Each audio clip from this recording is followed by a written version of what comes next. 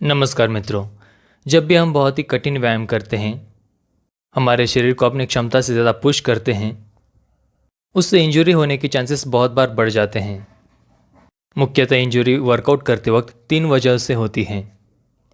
पहली वजह है आपका डाइट, आपका न्यूट्रिशन। आपके खाने में अच्छा प्रोटीन ना हो, बाकी के इसेंशियल न्यूट्रिएंट्स ना हो। उस समय आपके मसल्स, लिगामेंट, टेंडन्स पर बहुत ज़्यादा भार पड़ता है और उनकी रिकवरी भी अच्छी नहीं होती है। उस वजह से इंजरी होने के चांसेस बढ़ जाते हैं। दूसरा कारण है आपकी नींद। अगर आपकी नींद पूरी ना हो, अच्छी ना हो, तब भी आपकी रिकवरी अच्छी नहीं हो पाती है।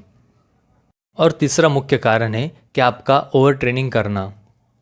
आप कितना ही अच्छा क्यों ना खा लो या फिर कितनी ही गहरी नींद क्यों ना ले लो, अगर आप गलत तरीके से व्यायाम कर रहे हो या बहुत ज़रूरत से ज़्यादा व्यायाम कर रहे हो, ऐसे समय में इंजरी हो जाना स्वाभाविक हो जाता है। व्यायाम से पहले अगर आप वार्म अप भी नहीं करते हो अच्छे से, तब भी इंजरी होने के चांसेस बढ़ जाते हैं। हमारे जॉइंट्स में साइनोवियल फ्लूइड नाम का एक फ्लूइड होता है, जो कि ठंड के कारण या फिर मूवमेंट कम होने के कारण जम जाता है। और जब भी हम वार्म अप करते हैं, तब बॉडी का कोर टेम्परेचर बढ़ने की वजह से जॉइंट्स का जो साइनोवियल फ्लूइड होता है, वो जॉइंट्स में फ्रिक्शन होने से रोकता है और हमारे जॉइंट्स में घर्षण नहीं होता है। इसलिए कोई भी व्यायाम करने से पहले अच्छा वार्म अप करना बहुत ही ज़रूरी होता है। व्यायाम करने से पहले रक्त प्रवाह का तेज़ होना यह भी बहुत ही ज़रूरी होता है। वर्कआउट करते वक्त होने वाली इंजरीज मुख्यतः 2 प्रकार की होती हैं, एक स्ट्रेन, दूसरा स्प्रेन। तीसरा एक स्पैज़म भी होता है, लेकिन वो कोई इंजरी नहीं होती है। हमारे शरीर में कोई मरोड़ आना या फिर ऐंठन बैठना या फिर मसल में ऐसी मूवमेंट जो कि आप कंट्रोल नहीं कर सकते हो, उसे स्पैज़म कहते हैं। स्पैज़म कई बार आके चला भी जाता है, उससे कोई प्रॉब्लम नहीं होती है। लेकिन टेंडन में जो इंजरी होती है उसे स्ट्रेन कहते हैं और लिगामेंट्स में जो इंजरी होती है उसे स्प्रेन कहा जाता है। हमारे मसल्स भी कई बार टियर होते हैं। इंजरी होना यानी कि हमारे मसल्स, लिगामेंट्स या टेंडन में जो धागे होते हैं उनका टूट जाना।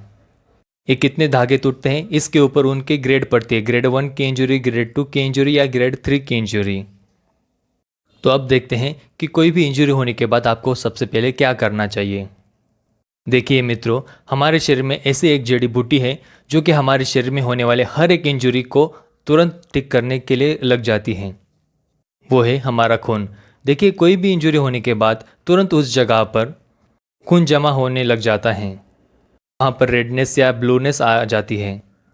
वहाँ पर जमा खून तुरंत हमारे जो डेड सेल्स होती हैं उनको वहाँ से निकालता है और तुरंत रिकवरी के लिए लग जाता है।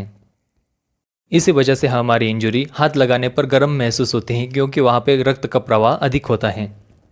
बहुत सारे लोग इंजरी होने के बाद बर्फ़ लगाते हैं, तो बर्फ़ कोई चमत्कारी वस्तु नहीं है। बर्फ़ से केवल आपका पेन कम होता है, आपका दर्द कम होता है।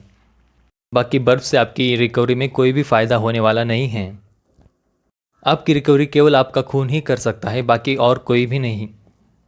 इंजरी होने के बाद कुछ दिन तक आप बर्फ़ का उपयोग कर सकते हो दर्द कम करने के लिए।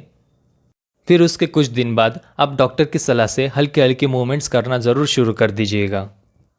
आप जब भी हल्की हल्की मूवमेंट्स करते हैं, वॉकिंग करते हैं, तब इंजरी की जगह पर रक्त का प्रवाह फिर से बढ़ता है और रिकवरी और अच्छे से होती है। लेकिन हाँ, किसी भी तरह की मूवमेंट करने से पहले अपने डॉक्टर की सलाह ज़रूर लीजिए कि कितनी मूवमेंट करनी चाहिए, कितना ज़्यादा जोर देना चाहिए। ये सब चीज़ें आपको अपने डॉक्टर से पूछनी ही चाहिए। अब तो आप ये समझ ही गए होंगे कि आपकी इंजरी होने के बाद आपको अगर कोई रिकवर करने वाला है तो वो केवल आपका खून ही है। आपके रक्त में अच्छी मात्रा में अच्छे पोषक तत्व होने चाहिए, इसका ख्याल आप अपने खाने से रख सकते हो। और ज़्यादातर रिकवरी आपके सोते वक्त ही होती है, तो आपको अच्छे से नींद लेना भी ज़रूरी है। फिर से आपको इन तीनों चीज़ों का ध्यान रखना है इंजरी होने के बाद। वो है अच्छा पोषक खान पान, दूसरा है अच्छी नींद लेना, और तीसरा है जहाँ भी आपको इंजरी हुई है उस जगह पे या तो मालिश करके या फिर गर्मी से सेंक कर या फिर हल्की हल्की मूवमेंट करके ब्लड सर्कुलेशन बढ़ाना। रक्त प्रवाह बढ़ने की वजह से आपने जो भी पोषक तत्व लिए हैं उनको वहाँ तक पहुँचने के लिए मदद होती है। आपको ये वीडियो कैसी लगी मुझे नीचे कमेंट्स में ज़रूर बताइए। वीडियो देखने के लिए बहुत बहुत धन्यवाद। मिलते हैं अगली वीडियो में। जय श्री राम।